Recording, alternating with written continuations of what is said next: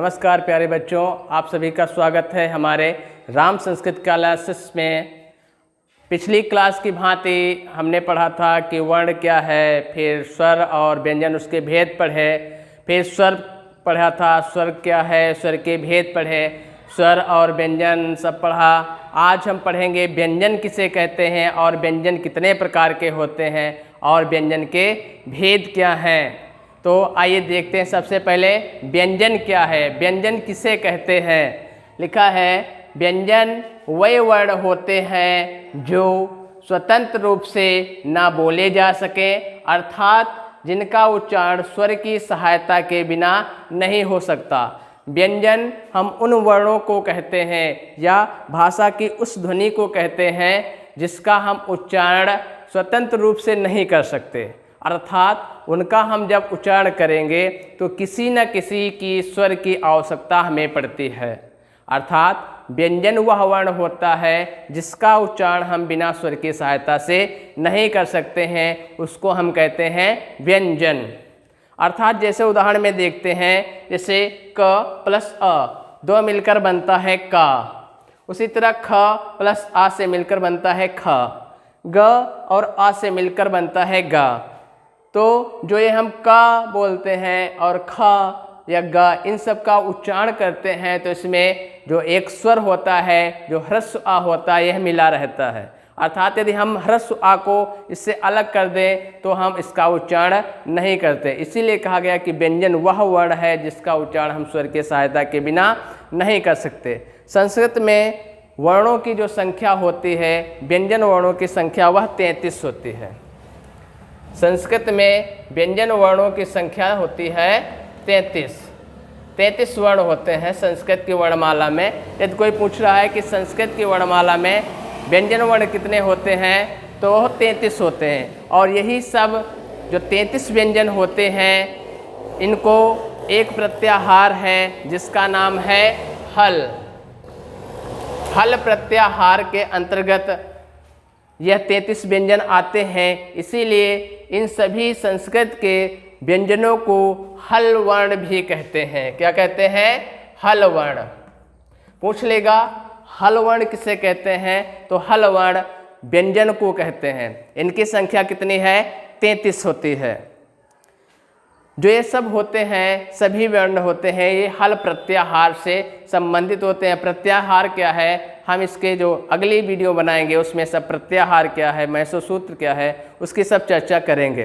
अभी हम पढ़ेंगे व्यंजन। तो हमने देख लिया व्यंजन क्या है, अब हम पढ़ेंगे व्यंजन के प्रकार। व्यंजन कितने प्रकार के होते हैं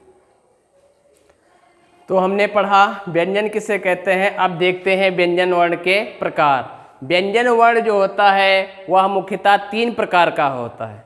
व्यंजन वर्ण मुख्यतः 3 प्रकार के होते हैं। पहला होता है स्पर्श व्यंजन, दूसरा होता है अंतःस्थ व्यंजन और तीसरा होता है ऊष्म व्यंजन। अब हम देखते हैं स्पर्श व्यंजन क्या होता है। स्पर्श व्यंजन वह व्यंजन होता है जिसका जब हम उच्चारण करते हैं तो उच्चारण करते समय हमारी जिह्वा जिन भागों को स्पर्श करके निकलती है, अर्थात उनका उच्चारण करते समय हमारी जिह्वा मुंह के विभिन्न भागों को स्पर्श करती है, इसीलिए इनको स्पर्श व्यंजन कहते हैं। इनकी संख्या 25 होती है। का से लगाकर माँ तक, कवर्ग, चवर्ग, टवर्ग, तवर्ग और पवर्ग, यानी 5 वर्गों के 5 वर्ण मिलाकर, अर्थात का से लगाकर माँ तक के जो 25 वर्ण होते हैं ये स्पर्श व्यंजन कहलाते हैं। दूसरा आता है अंतःस्थ व्यंजन। अंतःस्थ व्यंजन क्या है? अंतःस्थ यानी अंदर स्थित ऐसे व्यंजन जो अंतःस्थ व्यंजन कहलाते हैं, जिनकी संख्या 4 है, या, वा, रा और ला। इन 4 व्यंजनों को अंतःस्थ व्यंजन कहते हैं और इन 4 व्यंजनों को हम अर्ध स्वर भी कहा जाता है।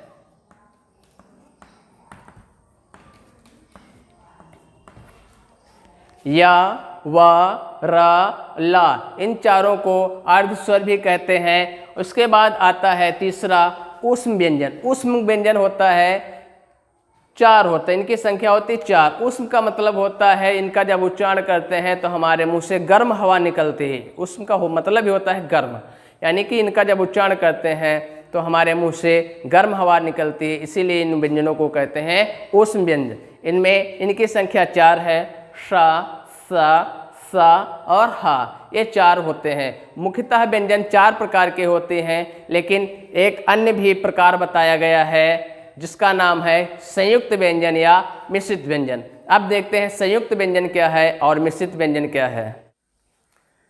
तो इनको हम समझते हैं संयुक्त व्यंजन। संयुक्त व्यंजन वह होते हैं, संयुक्त का मतलब ही होता है, संयुक्त का मतलब होता है जो व्यंजन 2 वर्णों से मिलकर बनता है उसको कहते हैं हम संयुक्त व्यंजन।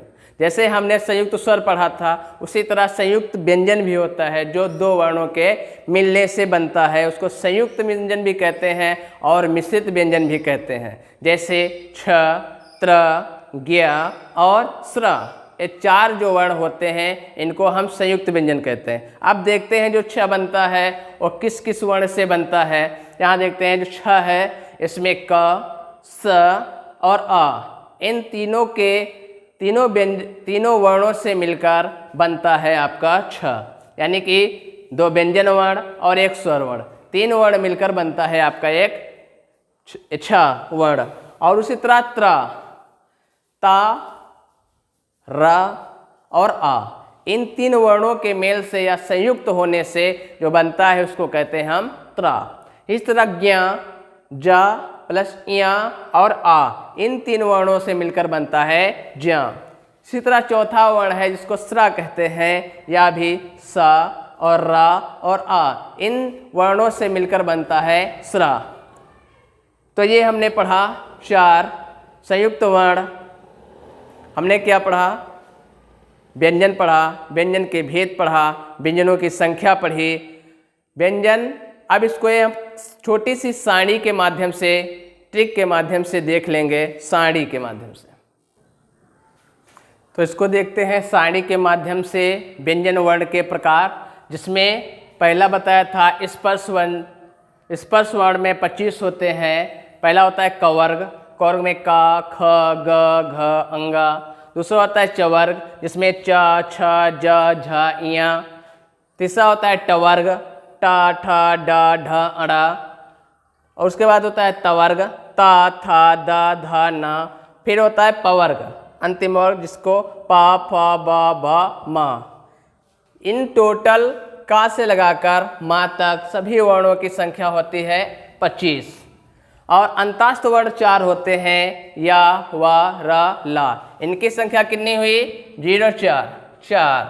और उष्म होते हैं 4, कितने हुए? 4। और संयुक्त वर्ण, इनके वर्णों के भेद के अंतर्गत नहीं गिना जाता, या अतिरिक्त वर्ण होते हैं, इनकी संख्या भी 4 होती है।